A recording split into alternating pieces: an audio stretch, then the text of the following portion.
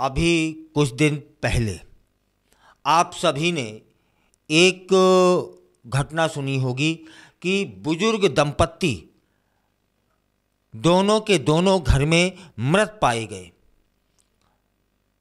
और उसका खुलासा नहीं हो पा रहा था। यह घटना किसने अंजाम दी, क्यों अंजाम दी, उसके पीछे के कारण क्या हैं। 65-75 साल के बुजुर्गों के मारने पर किसी को क्या मिला, लेकिन आखिर पुलिस की सक्रियता ने इस मामले को खोल कर रख दिया है और जो मामला सामने आ रहा है वह झकझोर देने वाला है, क्योंकि उसके पीछे हवस है, अय्यासी है, यही सब। और इस हवस ने, इस अय्यासी पने ने जाने कितनों को मौत के घाट उतार दिया है, लेकिन लोग थमने का, रुकने का नाम ही नहीं ले रहे। पटना में यह चौंकाने वाली घटना हुई और जिससे पूरा का पूरा समुदाय, यहाँ तक कि देश अचंभित है। पुलिस ने 15 अक्टूबर को पाटिलपुत्र थाना क्षेत्र के नेहरू नगर में एक बुजुर्ग दंपत्ति एन.के. श्रीवास्तव और उनकी पत्नी का नाम था सुजाता देवी की हत्या जो हुई थी उसका मामला सुलझा लिया है।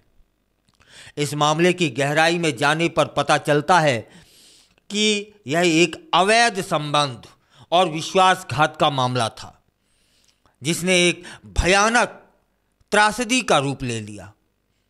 जब पुलिस ने 15 अक्टूबर को दंपत्ति के शवों को उनके घर में पाया तो पूरे इलाके में सनसनी फैल गई। लोग अचंभित होने लगे कि यह कैसे हुआ और कौन करेगा। प्रारंभिक जांच से पता चला कि 61 वर्षीय सुजाता देवी, उनकी उम्र कितनी थी, 61 साल का, एक 35 साल के जो युवा था और पास में ही दुकानदारी का काम करता था, उसका नाम था अमित, उससे उनके अवैध संबंध थे। यह रिश्ता तब खतरनाक मोड़ ले गया जब उनके पति ने आपत्तिजनक स्थिति में दोनों को देख लिया था, जिससे एक खतरनाक योजना का जन्म हुआ क्या कि जो ये सुजाता नाम की महिला थी जिसकी उम्र 61 साल थी, उसने अपने प्रेमी जिसकी उम्र मात्र 34 साल है उसको अपने यहाँ बुलाया और जब ये एकांतवास में थे तभी उनके जो पति हैं उन्होंने देख लिया। देखने के बाद ये दोनों सदमे में आ गए कि अब क्या होगा। जो अब क्या होगा कि बाद की जो स्थिति बनी है वह है भयानक रूप ले गई। चलिए, इससे पहले जब वहाँ के पुलिस वरिष्ठ अधीक्षक हैं राजीव मिश्रा, उनसे बात की गई तो उन्होंने बताया कि सुजाता ने उस दिन सुबह अमित को फोन करके अपने घर बुलाया। जब उनके पति ने उन्हें एक साथ देखा तो दोनों के बीच हड़कंप मच गया, डर पैदा हो गया और अपने रिश्ते के खुलासे के डर से सुजाता और अमित ने मिलकर एन.के. श्रीवास्तव की हत्या करने की तुरंत योजना बना ली। यह स्थिति तेजी से बदली और उन दोनों ने मिलकर के अपने पति की हत्या कर दी, जिसमें अमित तो समझ में आता है, लेकिन जिसने एक पूरी उम्र अपने पति के साथ गुजारी और उसी वक्त वह महिला, यहां दो प्रश्न हैं। एक, उस महिला की उम्र देखिए आप, 61 साल, मतलब एक तरह से यूं कहा जाए तो गलत नहीं होगा कि उस महिला का जो हवस थी वह शांति नहीं हुई थी। और हवस ने क्या करवाया, हवस ने उसके हाथों अपने ही पति की हत्या करवा दी। अमित ने कथित तौर पर एन.के. श्रीवास्तव पर कई बार हमले किए, वार किए और फिर मौके से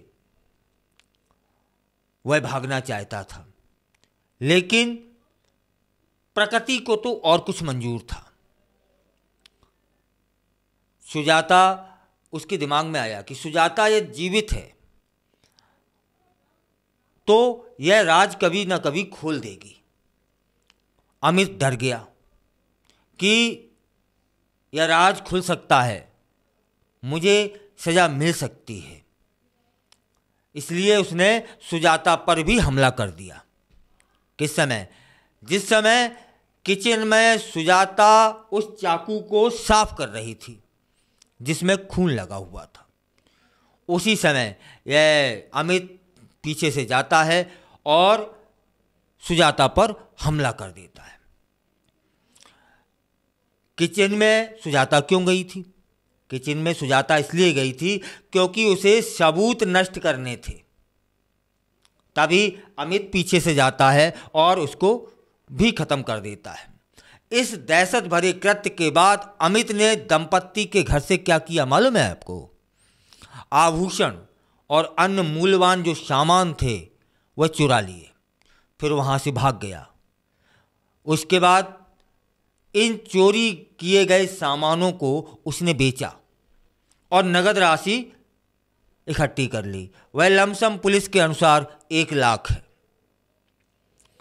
और पुलिस को इस मामले में बहुत सारी जटिलताओं का भी सामना करना पड़ा, तब जाकर के यह गुत्थी सुलझी है। पुलिस ने क्या किया? पुलिस ने सीसीटीवी फुटेज का उपयोग करके अमित को पकड़ने में सफलता प्राप्त की। पूछताछ के दौरान उसने दोनों हत्याओं को स्वीकार किया, जिससे उसकी योजनाबद्ध क्रियाओं का पता चल गया। इस मामले में रिश्तों में विश्वास और विश्वासघात के मुद्दों पर कई सवाल उठ खड़े हुए हैं, विशेषकर जब इसमें वित्तीय हित शामिल हों। सुजाता के बच्चों को अपनी मां के इस अवैध संबंध की जानकारी तब हुई जब यह मामला सामने आया। यह जानकर कि उनकी मां अमित को पैसे भी देती थी। इस त्रासदी में एक और जटिलता जुड़ गई कि बच्चों के लिए यह जानना बेहद कठिन था कि उनकी मां ने उनके पिता के साथ विश्वासघात किया है। स्थानीय समुदाय इस घटना से हतप्रभ है और अपने आसपास सुरक्षा को लेकर चिंतित भी है। और लेकिन स्थानीय समुदाय के साथ साथ इस घटना को जिसने पूरे देश में सुना है, देखा है, वह भी अचंभित है कि अवैध संबंधों की परिणति यह होती है। यह समझ जाना चाहिए लोगों को। स्थानीय निवासियों ने इस अपराध पर अपनी नाराजगी और भय दोनों व्यक्त किए, जो उनके मोहल्ले में इतनी निकटता से हुआ। लोगों का कहना है कि इस तरह की घटनाएं समाज में बढ़ती हुई असुरक्षा को दर्शाती हैं। पुलिस बताती है कि जैसे जैसे जांच आगे बढ़ रही है, अधिकारी NK श्रीवास्तव और सुजाता देवी के लिए न्याय सुनिश्चित करने के लिए मेहनत कर रहे हैं।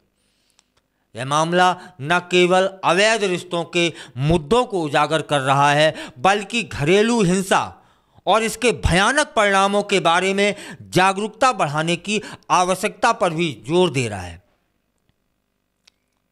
यह दोगुनी हत्या का मामला न केवल अवैध संबंधों पर प्रकाश डालता है, बल्कि पारिवारिक रिश्तों में विश्वास और सुरक्षा पर बातचीत करने की आवश्यकता को भी रेखांकित कर रहा है। जैसे जैसे अधिक विवरण सामने आ रहे हैं, यह महत्वपूर्ण है कि समाज इन मुद्दों पर खुलकर चर्चा करे, ताकि भविष्य में ऐसी दुर्घटनाओं को रोका जाए, कहीं पर ऐसी दुर्घटनाओं की पुनरावृत्ति ना हो। इस घटना ने हमें यह सोचने पर मजबूर कर दिया है कि कैसे व्यक्तिगत संबंध कभी कभी खतरनाक मोड़ ले सकते हैं। हमें अपने आसपास के लोगों पर ध्यान देने और उनकी भावनाओं का सम्मान करने की भी आवश्यकता है, ताकि हम समाज में सकारात्मक बदलाव ला सकें। इस तरह की घटनाओं से बचने के लिए हमें संवाद बढ़ाना होगा, एक दूसरे के प्रति संवेदनशील रहना होगा। जबकि आजकल होता क्या है, पड़ोसी पड़ोसी को नहीं जानता। कि हमारे पड़ोस में रह कौन रहा है, उसके यहाँ कौन आता है कौन जाता है। और कुछ घटनाएं भी हो रही हैं तो लोग किवाड़ बंद कर लेते हैं। खासकर तो मेट्रो शहरों में तो ऐसे ही कुछ देखने को मिल रहा है।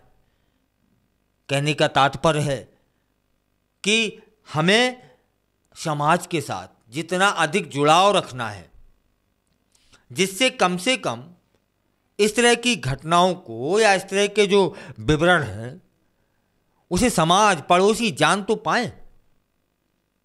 यदि इस अमित नाम के व्यक्ति को पहले रोक दिया गया होता, या फिर ऐसा नहीं हुआ उसी दिन गया था, या ऐसा नहीं कि सुजाता ने उसको अपनी आवश्यकता के लिए उसी दिन बुलाया था, कईयों बार बुला चुकी होगी, वह कईयों बार जा चुका होगा। यदि पड़ोसी उस पर ध्यान देते कि यह कौन सा इंसान है, यह अक्सर तब आता है जब यह सुजाता का पति घर पे नहीं होता है, तो शायद वक्त रहते पड़ोसी उनके पति को इशारा कर देते और उस इशारे से शायद सुजाता को अपनी गलती का एहसास हो जाता और वह वापस मुड़ जाती, तो यह घटना न होती। यह दंपत्ति इस सृष्टि को, इस धरती को छोड़कर न जाते। गलतियां स्वाभाविक हैं, लेकिन सुधारात्मक तरीका भी जरूरी है। इसलिए मैं कहता हूं, यह मेरी व्यक्तिगत राय है कि समाज में जो दूरियां बढ़ रही हैं, लोग एक दूसरे से मेल मिलाप जो कम कर रहे हैं, उससे भी तो कई अपराधों को जन्म मिल रहा है, या कई अपराध अपने आप को सुरक्षित महसूस कर रहे हैं। इस पूरी घटना ने न केवल परिवार को तोड़ा बल्कि पूरे समाज को झकझोर कर रख दिया है। हमें उम्मीद करनी चाहिए कि भविष्य में ऐसी घटनाएं नहीं होंगी और सभी लोग अपने रिश्तों में ईमानदारी और पारदर्शिता बनाए रखेंगे।